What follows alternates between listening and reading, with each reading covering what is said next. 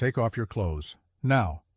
The American soldier's voice slams through the concrete room. 17 Japanese women freeze. Nobody moves. Nobody breathes.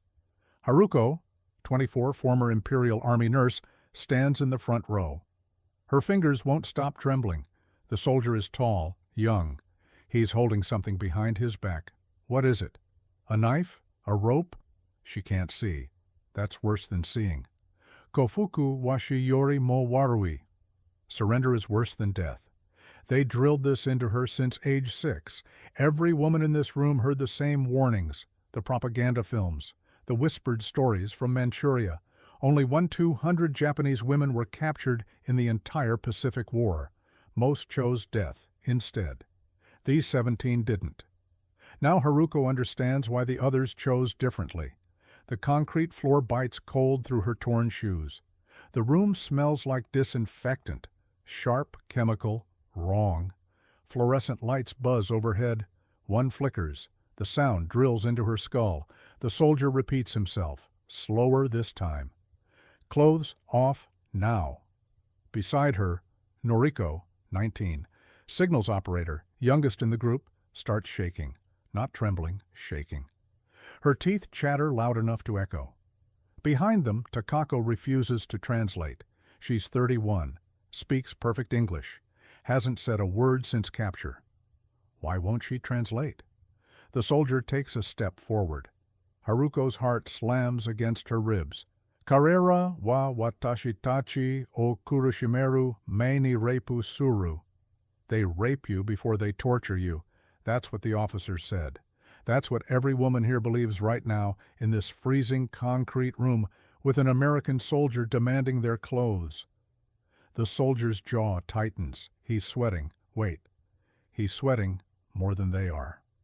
Haruko notices his hands, young hands, farm boy hands, gripping whatever's behind his back so hard his knuckles have gone white. He looks scared? No, that can't be right. Then he moves, steps aside, reveals what he's holding, white cloth. 17 women inhale at once. In Japanese culture, white is the color of death, of burial shrouds, of funeral garments. Noriko's knees buckle. Someone catches her. The soldier doesn't understand what he's just done. He's holding hospital gowns, standard army issue, same as American patients wear. But to these women, he's holding their death shrouds. Haruko's vision tunnels. Her pulse pounds in her ears. The soldier speaks again. This time, his voice cracks. Please, just put these on. He sets the white cloth down. And then he does something nobody expects. He leaves. The door clicks shut. And now they're alone with 17 burial shrouds. Nobody touches the white cloth. It sits on the concrete floor like a corpse. 17 women stare at it. The fluorescent light flickers again. Buzz, click, buzz. Haruko counts her heartbeats. 47 since the door closed. Shiro washi no iro. White is the color of death. Her grandmother said this at every funeral. Now Haruko is staring at 17 funeral gowns, and the American soldier has locked them inside. Noriko hasn't stopped shaking. Her lips are turning blue. The room is cold, maybe 40 degrees, but her shaking isn't from temperature. They're preparing us, whispers Chiyo, 26, former radio operator, cleaning us before they... She doesn't finish. She doesn't have to. Japanese propaganda claimed 100% of female POWs were violated before execution. Every woman here memorized those statistics. Now the statistics are coming true. Haruko's nurse training kicks in. She counts elevated heart rates, shallow breathing, pale complexions. 3 women are approaching shock. Noriko might be first. She needs to do something. Her feet won't move. The cloth sits there, waiting. Then Takako moves. The translator, the one who refused to speak, walks forward. Her footsteps echo. Every eye follows her. She stops in front of the white pile. Takako, Haruko whispers. Don't. Takako picks up one gown, holds it to the light. The fabric is rough cotton, hospital grade. There's a small tag sewn inside. English letters, a serial number. The same gowns American patients wear. Haruko blinks. American patients. Why would execution garments have hospital serial numbers? Takako's fingers trace the stitching. Her face changes. Something flickers across it. Recognition? Confusion? She still doesn't speak, but she does something else. She starts unbuttoning her uniform. Takako! Chio lunges forward. What are you? Let her. Haruko's voice surprises her. Watch what happens. The room goes silent. Takako's uniform drops to the floor, mud-stained, sweat-soaked, torn at the shoulder. Underneath, her body is thin, ribs visible, bruises on her arms. She pulls the white gown over her head. Nothing happens. No soldiers burst in, no screaming, no assault. Takako stands there in the hospital gown, looking at her own hands like she's never seen them before. Then the door opens. Every woman spins toward it. A figure steps through, small, female, American uniform, Red Cross armband, and she's carrying something, blankets. The American woman looks at 17 terrified faces. Her eyes are red-rimmed like she's been crying. She speaks, in Japanese. Broken, terrible Japanese, but Japanese. No hurt, clean, medicine. Then, she pauses, struggling for the word. Clothes back. The American woman's Japanese is terrible, but she's speaking it. That's the part Haruko can't process. No hurt, clean, medicine, then clothes back. 12 words, mispronounced. Barely comprehensible. But Japanese. Lieutenant Catherine Riley, 28, from Chicago, stands in the doorway holding wool blankets. Her hands are shaking almost as badly as Noriko's. Why is she shaking? Haruko stares at her. The Red Cross armband is bright against olive drab. Her boots are muddy. There's a coffee stain on her collar. She looks exhausted, human, scared. Scared of what? Karera wa watashi tachi o osorete iru no ka? Are they afraid of us? The thought makes no sense. Americans won. Americans have the guns, the power, the concrete room with locked doors. What could they possibly fear? Catherine sets the blankets down slowly, like she's approaching wounded animals. Her eyes keep darting to Takako in the white gown. Cold, Catherine says, points at the blankets. For cold. Nobody moves to take them. Catherine's face falls. She looks at the floor, then back up. Something passes across her expression. Frustration? Grief? She tries again, slower. My brother. She touches her chest. Soldier. Japan. Kill him. Baton. The room temperature drops 10 degrees. Haruko's stomach clenches. This woman's brother died fighting Japan, and now she's standing here, offering blankets to Japanese prisoners. Nays? Why? Catherine seems to read the question in their faces. She shakes her head. No revenge. Her Japanese fractures completely. She switches to gestures, pointing at the blankets, at the women, at the door behind her. Clean, food, sleep. Then, she struggles. Then, decide. Decide what? Behind Catherine, footsteps approach. Heavy boots on concrete. The women tense. A man appears in the doorway, tall, gray-haired, wearing a white coat over his uniform. A doctor. Haruko's training recognizes the stethoscope around his neck, the medical bag in his hand. Her terror recognizes something else. He's male. In Japanese military hospitals, male doctors meant one thing for female patients. The stories from China, the comfort stations. Her throat closes. The doctor stops beside Catherine. He looks at the 17 women, really looks, taking in their fear, their defensive postures, their clenched fists. Then he does something strange. He rolls up his left sleeve. On his forearm there are numbers, tattooed in faded blue ink. Nani? What? Haruko has never seen anything like it. The doctor speaks. His voice is soft, German accented. I know what it is to be prisoner. He pauses. You are safe now. His sleeve stays rolled up. The numbers stay visible, 6 digits, tattooed on human skin. Haruko can't stop staring at the doctor's arm. Dr. Victor Rosenstein, 45, Jewish refugee from Berlin. Escaped Auschwitz in 1943, walked across 2 countries, Now he's standing in an American POW facility, showing his concentration camp tattoo to Japanese prisoners. Kare wa shuyojo kara kita. He came from a camp. Haruko knows about the European camps, fragments of information that slipped through Japanese censorship, mass killings, gas chambers, 6 million.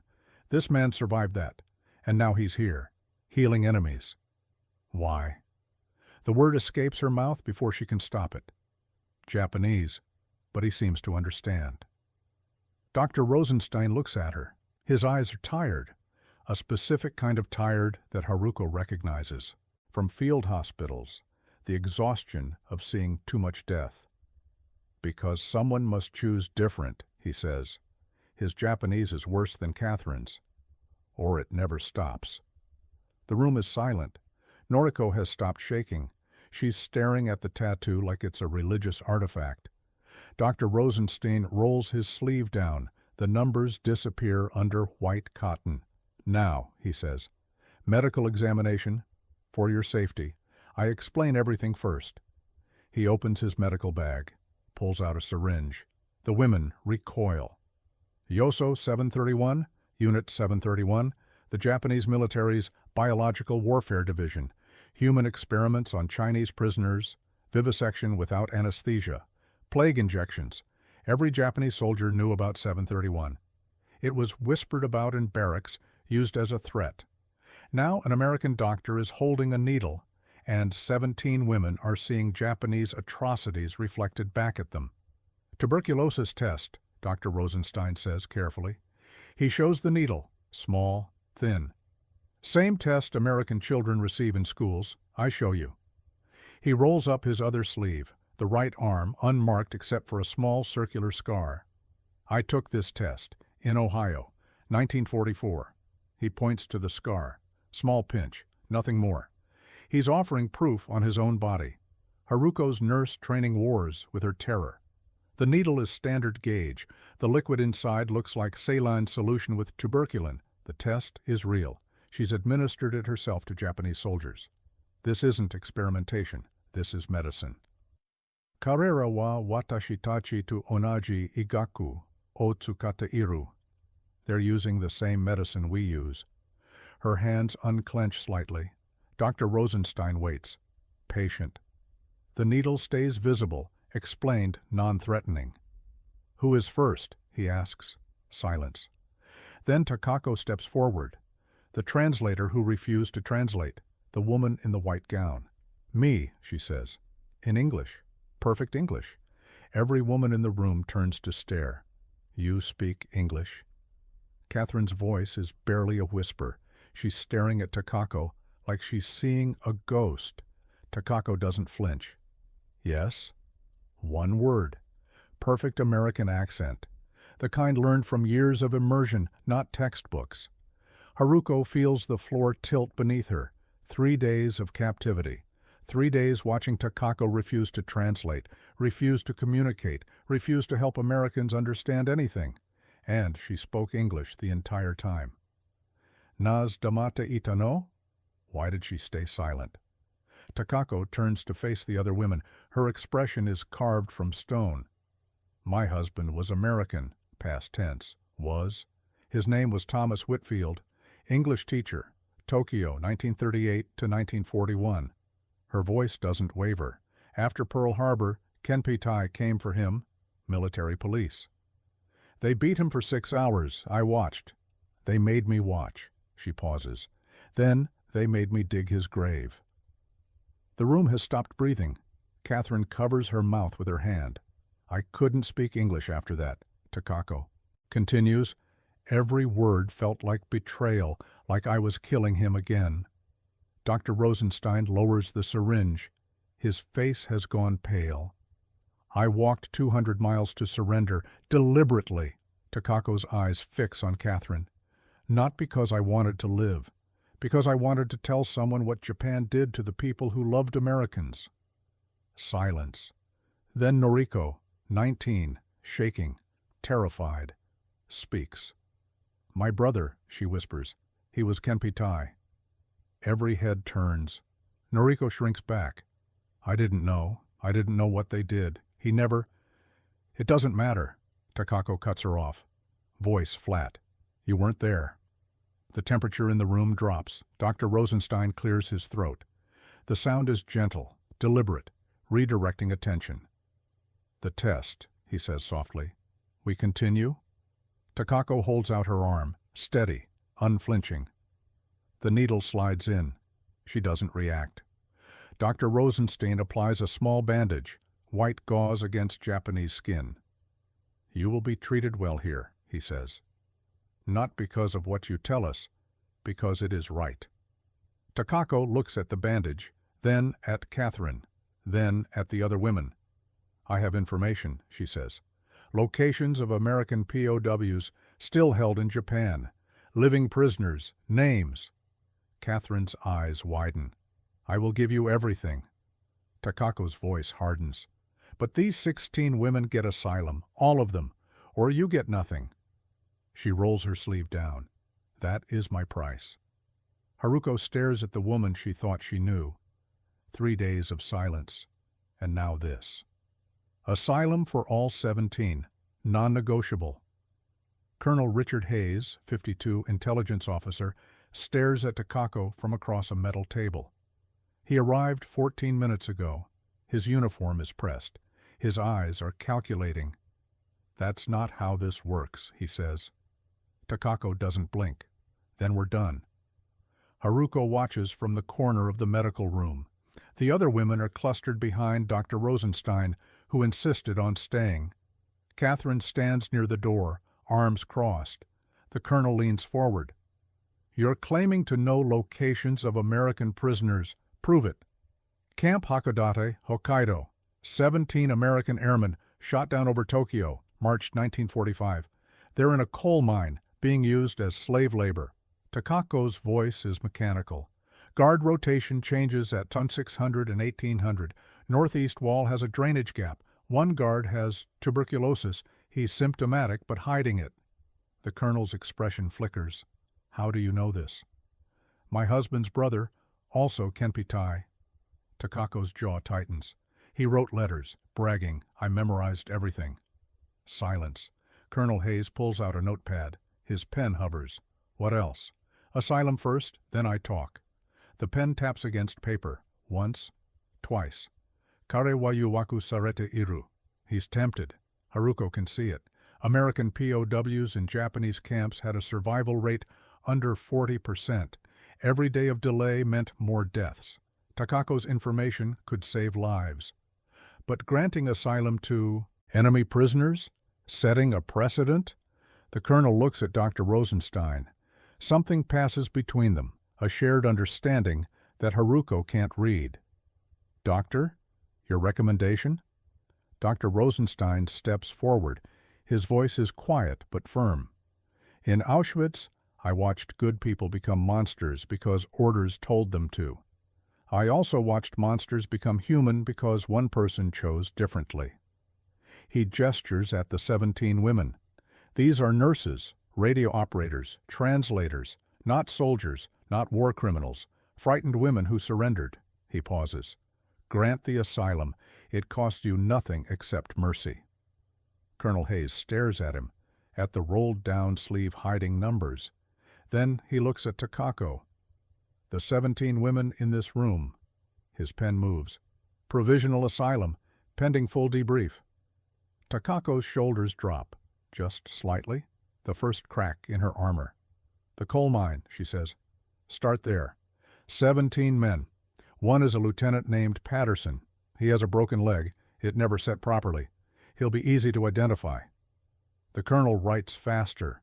Haruko watches information flow, locations, names, weaknesses. A map drawn from memory. The price of survival, paid in American lives that might be saved. The water is warm. Haruko stands under the shower stream, watching 3 months of jungle filth spiral down the drain. Brown water, then gray, then, finally clear. She hasn't been clean since Leyte. Kore wa genjitsu nanoka? Is this real? American military showers, actual pressure, actual heat, soap that smells like lavender, the same soap American officers use, according to the label. Same soap. That detail keeps circling her mind. The enemy shares their soap. Around her, the other women are washing in silence. Separate stalls, privacy curtains, American nurses stationed outside. All female, as Catherine explained, protocol specifically designed for women prisoners. Protocol for enemy comfort. In Japanese field hospitals, Haruko saw how they treated prisoners. Minimal water, no soap, beatings for those who complained. This is different. This is insane. Noriko is crying in the next stall. Not fear crying, something else. Release, maybe. The sound of someone letting go of tension held for months. Haruko closes her eyes, lets the water hit her face. Watashi wa mada ikita iru. I'm still alive. 3 words she didn't expect to think today. The soap slips from her fingers. She catches it. Holds it up to the light. Standard Army issue. Serial number printed on the wrapper. Manufactured in Ohio, where Dr. Rosenstein took his tuberculosis test, where Takako's husband's family still lives, probably not knowing their son is buried in a grave his wife dug. The world is smaller than propaganda makes it seem. A knock on the stall door. Catherine's voice. Haruko, 5 more minutes, then clothes. Clothes, not white death shrouds, actual clothes. Okay, Haruko says. The English word feels strange in her mouth. She finishes washing, steps out. A towel is waiting, clean, white, fluffy. Nothing like military issue. Catherine hands her a bundle. These are temporary, better ones coming tomorrow. Haruko unfolds the bundle. Cotton dress, blue, simple cut. Underwear, new, tag still attached. Not a uniform, not a prisoner's uniform. She stares at the fabric. Is wrong? Catherine asks anxiously. No, nothing is wrong. Everything is wrong. The dress is soft against her clean skin. The fabric smells like detergent. Fresh. Civilian. When she looks in the mirror, she doesn't recognize herself. Not a nurse, not a soldier, not a prisoner. A woman in a blue dress. Noriko appears beside her, wearing yellow, still crying. Haruko, she whispers. What do we do now? Haruko watches her reflection. She doesn't know. For the first time in years, nobody is telling her. White rice. Actual white rice. Haruko stares at her plate. The grains are perfect. Fluffy. No weevils. No mold. She hasn't seen rice this clean since before the war. Kore wa wana ni chigainai. This must be a trap. Around the long wooden table, 16 other women sit frozen. The food steams in front of them. Rice, vegetables, something that looks like chicken, bread with butter. Butter. When did she last taste butter? Corporal Danny Mitchell, the soldier from the first room, the one who told them to strip, sets down another plate. His hands are steady now. He's not sweating anymore. Please, he says, gestures at the food. Eat. Nobody moves. Mitchell's face falls. He looks at Catherine, standing near the door. Why won't they eat? Poison fear, Catherine says quietly. Give them time. Dokusatsu. Poison. That's not quite right, but Haruko doesn't correct them. The real fear is more complicated. In Japanese culture, accepting food from an enemy creates obligation, debt, a chain that cannot be broken. Eating this meal means owing Americans something. Takako picks up her chopsticks. Every head turns. She selects a single grain of rice, places it in her mouth, chews, swallows. Nothing happens. It's real food, Takako says flatly. Same quality as their own soldiers eat. I checked the supply manifests. Of course she did. Haruko's stomach cramps. She hasn't eaten in 18 hours. The smell of the chicken is making her dizzy. Ichi nichi no haisen hei no shokuryo wa nippon gun no sanichi bun ni sotosuru. 1 day of American prisoner rations equals 3 days of Japanese military rations. She read that in a captured document once, dismissed it as propaganda. Now she's looking at proof. Slowly she lifts her chopsticks. The rice melts on her tongue. Oishi. Delicious. Tears slide down her cheeks. She can't stop them.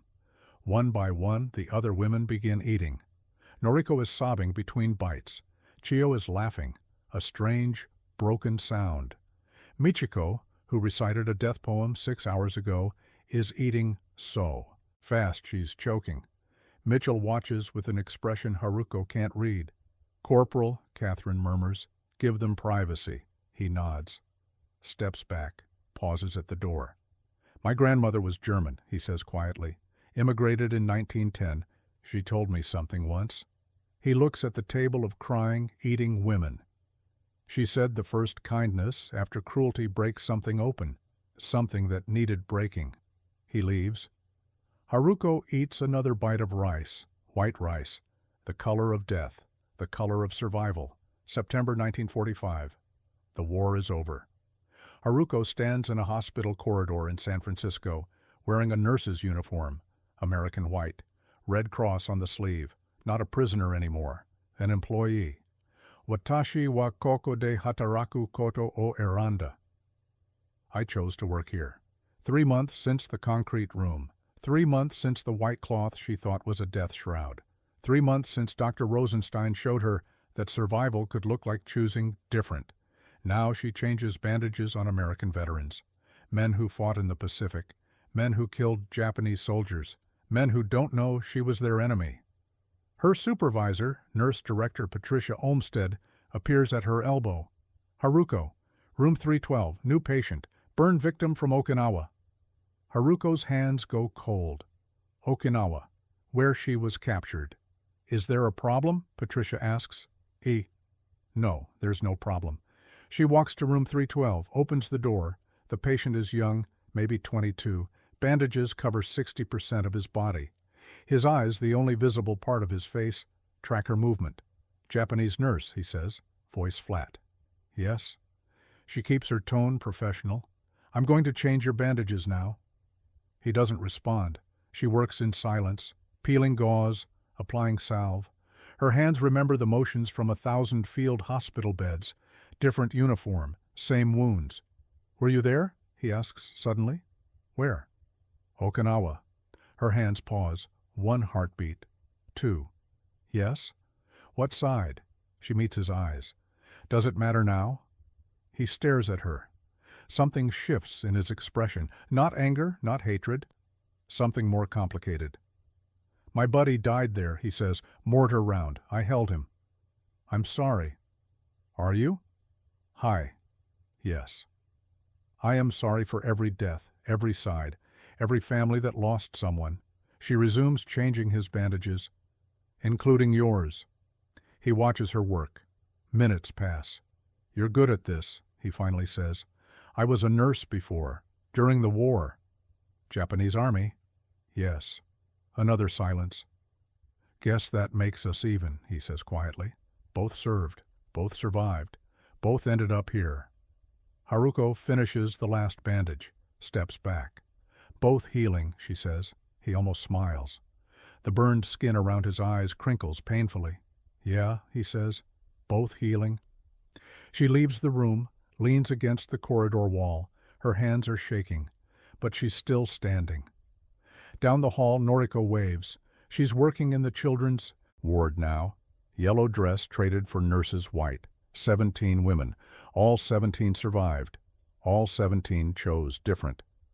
2005, San Francisco. Haruko's granddaughter finds the box in the attic. Old cardboard, military stamps, dust on the edges. Inside, a bar of soap still in its wrapper. A blue dress, faded but carefully folded. A medical badge with a German name and a photograph. 17 women in white hospital gowns, standing in front of a concrete building. Nobody is smiling, but nobody looks afraid anymore. The granddaughter, Mika, 24, same age as Haruko when she was captured, brings the box downstairs. "Grandma, what is this?" Haruko is 91 now. Her hands shake when she touches the photograph. "Kore wa watashi tachi ga ikita yoru desu." This is the night we survived. She tells the story.